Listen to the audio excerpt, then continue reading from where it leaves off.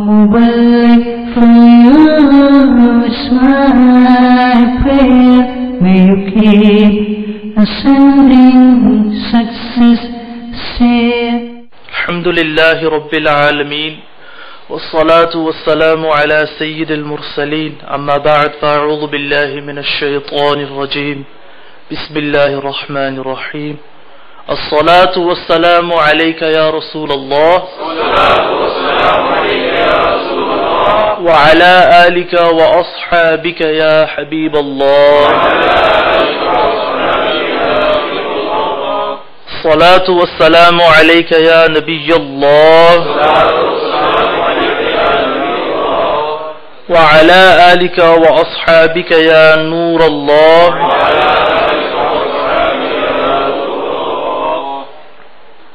It is mentioned in Tirmidhi that Sayyiduna Ali radiyallahu ta'ala anhu said, once I accompanied the Messenger of Allah sallallahu alayhi wa alihi wasallam.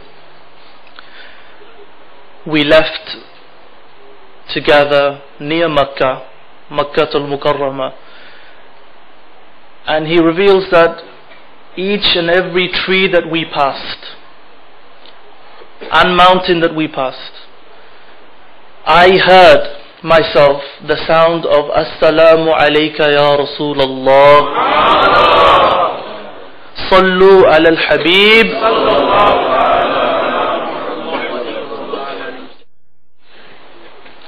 The emphasis on hearing this sound was such that in the actual narration, Sayyiduna Ali, he reveals that first he says, I heard the sound. And then he emphasizes it by saying, I heard it with my ears. Meaning there's no doubt about this. I heard the sound of Assalamu alayka ya Rasulallah coming from the mountains and the trees that we passed when I accompanied the greatest in creation, Rasulullah sallallahu alayhi wa alihi wasallam. Let us all be encouraged by this. Let us all make this a routine, a part of our daily routine, that we express our love for the Prophet sallallahu alayhi wa alihi wasallam by sending salutations upon him, greeting him in this manner. And alhamdulillah, in this beautiful environment of Dawat Islami, we do this naturally, before every bayan, before every dars. May Allah Almighty enable us to continue this beautiful way of sending salawat and salam upon the Prophet sallallahu alaihi wa alihi wasallam. Sallu ala al-Habib. It's always an honor and privilege to be part of a gathering in which we remember, in particular, the theme of the gathering is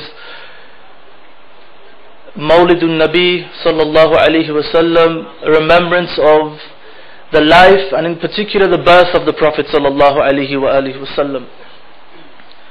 For every believer, it is a natural thing that they would be encouraged and inspired by praise of our beloved Prophet sallallahu alaihi wa alihi wasallam.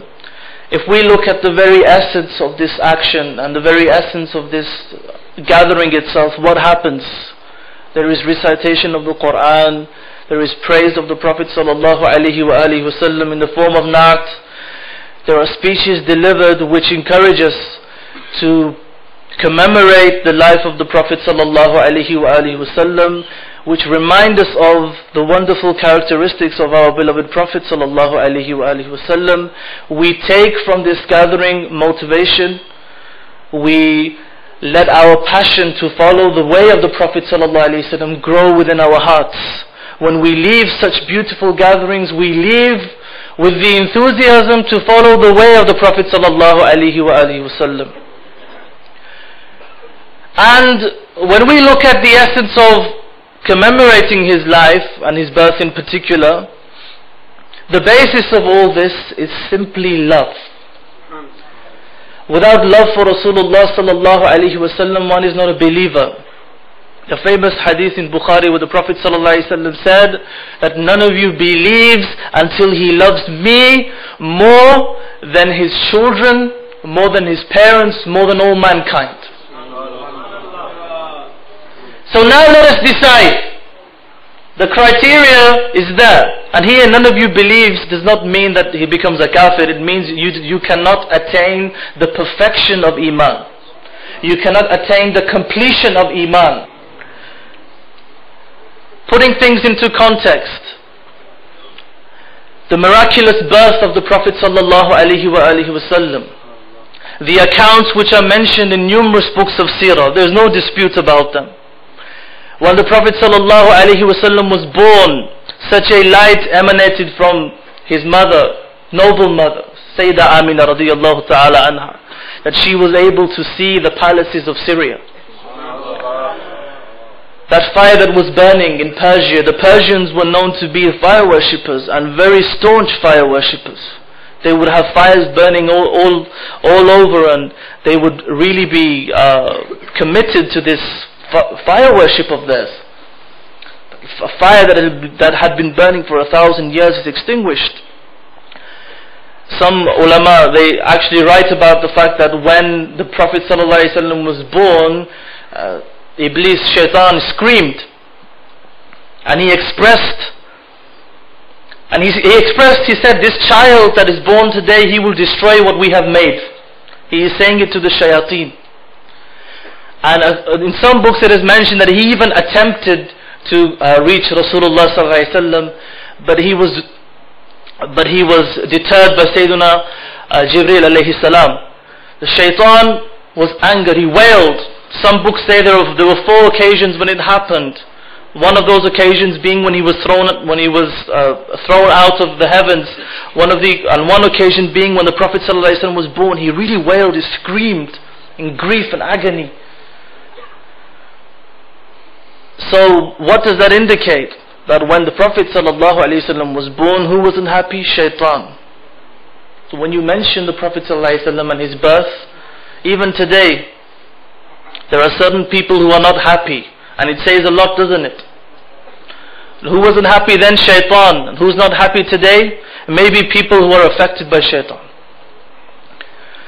Allah Almighty has encouraged us to rejoice. Sallu ala al-Habib. Allah Almighty says, قُلْ بِفَضْلِ اللَّهِ وَبِرَحْمَتِهِ فَبِذَلِكَ فَلْيَفْرَحُوا. Let's say, with the grace of Allah and His mercy, let them rejoice. The ulama of tafsir have mentioned that fadl, some say fadl here means knowledge, and rahmah means the Prophet sallallahu alaihi wasallam. With Allah's grace and His mercy, let them rejoice. And the rejoice is an amr, it's an order. And rejoice here is mutlaq. There's nothing specific mentioned about rejoicing, as long as it's according to Sharia. So whether you wave flags, whether you decorate your houses, whether you praise the Prophet ﷺ by saying Marhaba ya Mustafa, this is all rejoicing. And Allah is telling us to rejoice. We don't even have to talk about the Sharia aspect anymore. If you were to ask anyone out there, what do you mean by rejoice? They're not going to say you sit at home. Rejoice really means a very enthusiastic atmosphere. You're celebrating. You're happy. You see people who are smiling. People who are really worked up about something. This is rejoicing. This is why you see the processions out on the street. This is why we see such beautiful gatherings of Milad, because Allah has ordered us to rejoice when we receive His grace and His mercy, and there is no mercy greater than the Prophet sallallahu alaihi wasallam. And when we look at the commentary of the Quran, the best kind of commentary is the commentary of the Quran where the tafsir, where the Quran itself explains the verse. And Allah has said, وَمَا أَرْسَلْنَاكَ إِلَّا رَحْمَةً لِلْعَالَمِينَ. So no doubts remain. Allah has said about the Prophet that we sent you not but as a mercy for all the worlds. The Prophet ﷺ is mercy for everyone, everything. And those who are touched by His mercy, be they human or not human, the prophetic mark, the prophetic touch, it gives them an amazing quality. And I refer to that tree stump, that piece of wood that the Prophet ﷺ would lean on when he would deliver his khutbah. It's mentioned in sound narrations. A number of Sahaba have transmitted this. Qadi Iyad mentions this in his Shifa. The Sahaba said that when the Prophet ﷺ stopped using that tree stump, that piece of wood, as a means of leaning, when the mimbar was made, they heard sounds of crying coming from that piece of wood. This is the touch of mercy, being affected by the prophetic touch. It had so much love for the Prophet ﷺ that it cried when it realized the Prophet ﷺ would not lean on it anymore. A piece of wood, my dear brothers. We are ashraful makhluqat, the best in creation. Allah has given us understanding. We can reason. We know from the difference between right and wrong. We understand the value of love for the Prophet ﷺ. So if a tree, if a piece of wood can yearn so much for Rasulullah sallallahu alaihi wasallam, let us ask ourselves this question: have we ever shed a tear in remembrance of the Prophet sallallahu alaihi wasallam? Do we yearn for his vision? Do we yearn to be in his company in paradise? I'm not talking about just saying it with your tongue. Do you really mean it in your heart? Because Allah looks at our hearts and deeds. When we become sincere and when we have these feelings in our hearts, inshallah, our words will have efficacy. Our words will reach the hearts of people. So a piece of wood is yearning for Rasulullah sallallahu alayhi wasallam. And in this day and age, it is enough deterrence for us when you try to follow the sunnah way. A comment from a family member, a comment from a cousin, a comment from a neighbor: oh, you look a bit funny with that on. Why are you dressed like this? You don't have to do this. Who said you have to do? It's not fard. Comments like this are enough to discourage us. Why? Because we have not developed that level of passion. We have not developed that level of love for the Prophet ﷺ. Going back to this point, he is the greatest mercy. Allah has told us to rejoice, so we rejoice. And we remind other people as well. Allah Almighty has made it very clear when He says, وَذَكِّرْهُمْ بِأَيَّامِ اللَّهِ. Remind them of the days of Allah. Every day is Allah's day. So why was this said? وَذَكِّرْهُمْ بِأَيَّامِ اللَّهِ. Why this being specific about Ayyamullah? Why? Well, when Sayyidina Musa alayhi salam, when his nation received the man and salwa, they were told, he was told to remind the people. Imam Fakhruddin Razi alayhi rahmah, he comments on this verse and he says that this verse means that every significant event which takes place, the people should be reminded of it. A significant event. Now you can answer this question yourself.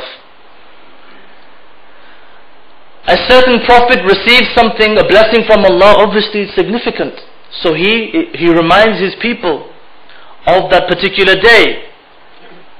All the days in which significant events have taken place. Imam Hakim reports, he says it's a Sahih narration, that Allah said, if He had not created the Prophet ﷺ, He would not have created Sayyidina Adam ﷺ. He would not have created paradise, He would not have created hell, He would not have created, meaning He would not have created the world. If it wasn't for the Prophet ﷺ, this world would not exist. So is there an event, a day more significant than the arrival of the one for whom creation was created? When we remind people of the days of Allah, Surely, without a doubt, this day is the most significant day, for because of this day we have our deen.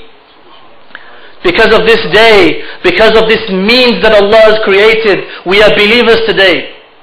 Because of this means Allah created, we are described as being the best of nations. Khairul Umam, thanks to Rasulullah sallallahu alaihi wasallam.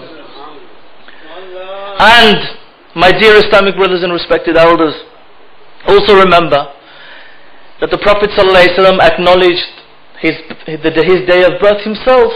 And you've heard this narration throughout this month. The Prophet ﷺ was asked, why did he fast on a Monday? A sound narration. And he said, because this was the day I was born. This was it. What more do you want? You know, it's spelling it out for you. The day I was born and the day the Quran was revealed to me.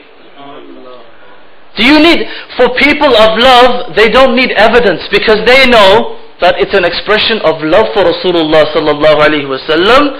It is done according to the Sharia. There is nothing, no element against the Sharia during this commemoration of the life of the Prophet sallallahu alaihi wasallam. So what's the problem? Unfortunately, we live in a day and age where we have to address these issues, just to keep the minds of our believing brothers clear.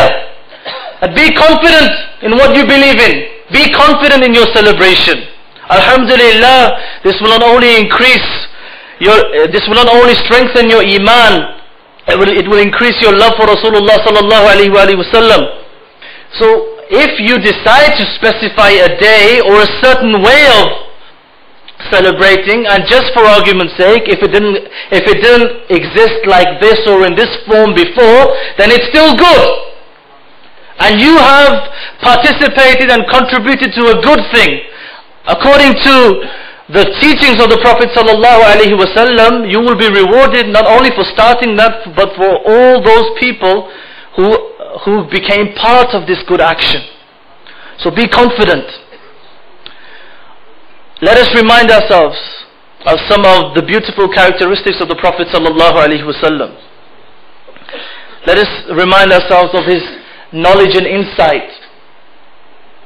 The famous hadith in Bukhari, that before the battle of Badr, the Prophet sallallahu alaihi wasallam marked the areas on the ground where the leaders, the kuffar, the leaders of the unbelievers would die. He actually marked it on the ground.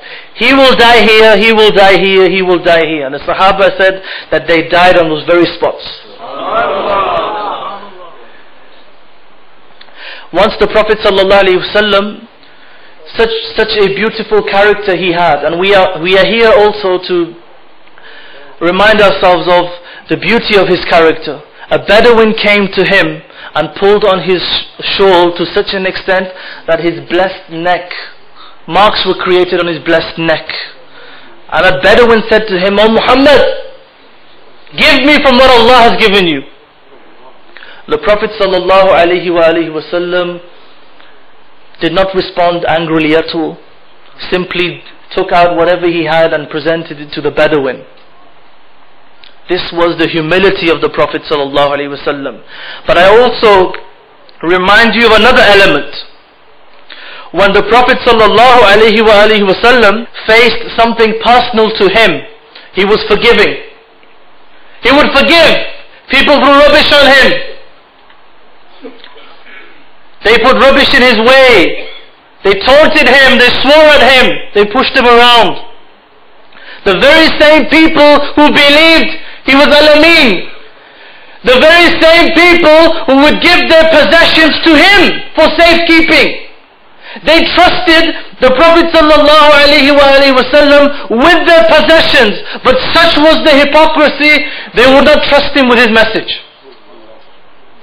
They would give their valuables to the Prophet ﷺ, that you are a trustworthy person, look after our stuff.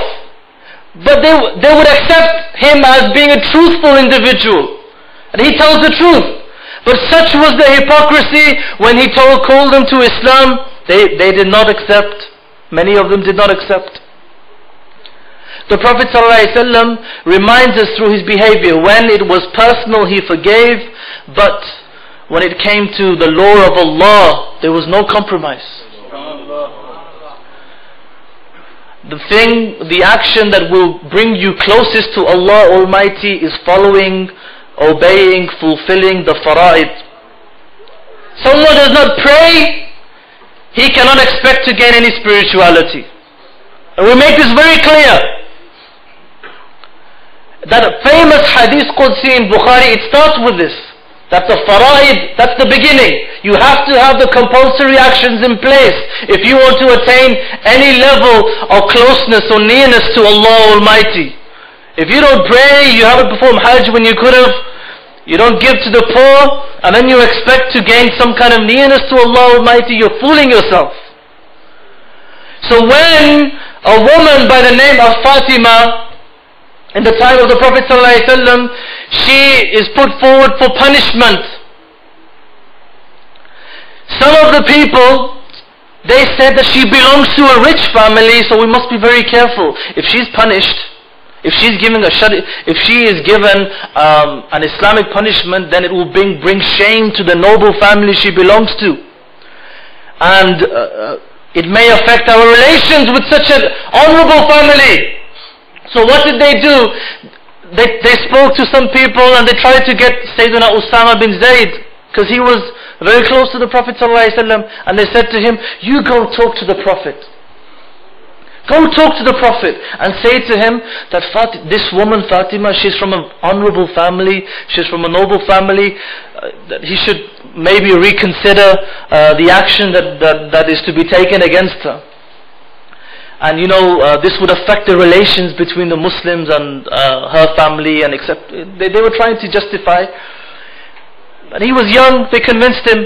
So he went to the Prophet ﷺ and he indicated this request. Wallah, Rasulullah ﷺ did not like it one bit. Merciful, polite, anything personal to him, he would forgive. But this was the law of Allah. So when this request was put forward, he said, even if it was Fatima bint Muhammad, she would be punished as well. He was very serious about this. There is no compromise to the law of Allah Almighty. So we might live in a day and age where people are looking for excuses all the time. Is there a way out? No, there must be a way around it. You hear statements like this, oh brother, surely there must be another way, and this is not the only hukum. This attitude people have these days. Or one who claims to be a source of guidance, and he does not even pray? No, this is not religion. This is misguidance. Alhamdulillah, summa alhamdulillah, in this beautiful environment of Dawat Islami, whether he is the Shaykh for the individuals here or not, as an Amir, as a leader within the Ahl Sunnah, we have Amir Dawat Islami, Maulana Muhammad Ilyas Attar Qadri Damad Barakatuhul Aliyah, the fragrant rose of sainthood, leading the way. His sincerity to the teachings of the Prophet, for the teachings of the Prophet ﷺ, his simplicity, his efforts to say the haqq. And those of you who have been lucky enough to listen to him often through the means that we have, the Madani channel. Madani channel, a few years ago, those brothers who've been affiliated with Dawat Islami, there was a time when people would yearn to see Amir Dawat Islami. And you'd be shocked the lengths that they would go to just to try and see him. And they would be in gatherings where he would be at such a distance they could not quite make out his image. They wouldn't be able to see his face clearly, but they were happy. We've seen him. We've seen him from a distance. We've seen him. How lucky we are that we are living in a time where we can see this great saintly figure so close. We can listen to his advice. It's almost like you're in his company. Amir Dawat Islami was asked about being in his company, and he made it very clear. He said, if you want my company, you listen to my Madani Muzakara. My dear Islamic brothers, when the Prophet ﷺ entered Madinatul Munawwara, again it's a Sahih narration, the Prophet ﷺ found that the Jews were fasting on the day of Ashura, the 10th of Muharram. And he asked them, why are you fasting? And they said, we are fasting because on this day, Sayyidina Musa was freed from the clutches of, his nation were freed from the clutches of Fir'aun. The Red Sea parted for them. So we commemorate this by fasting. We remember this, we acknowledge this by fasting. The Prophet of Allah said, we are closer to Sayyidina Musa alayhi salam. He ordered his companions to fast. And they did fast on that day. When the final revelation was revealed, the Jews came to Sayyidina Umar radiyallahu ta'ala anhu and they said, if this verse had been revealed to us about the completion of religion, we would have made this day a day of Eid. Focus on the words. They said, we would have made this day a day of Eid. What we also were reminded of here is that in the past, any significant day, especially when it was to do with receiving something from Allah Almighty, that day of happiness was described as Eid. The Prophet ﷺ has described the Friday as a day of Eid. When Sayyidina Isa alayhi salam, as mentioned in Surah Ma'idah, when that spread was when that came to Sayyidina, the Bani Israel, and when the disciples, the followers of Sayyidina Isa alayhi salam, they requested a sign, not because they had doubts, but to further encourage them. They requested this, and Allah Almighty sent down this spread.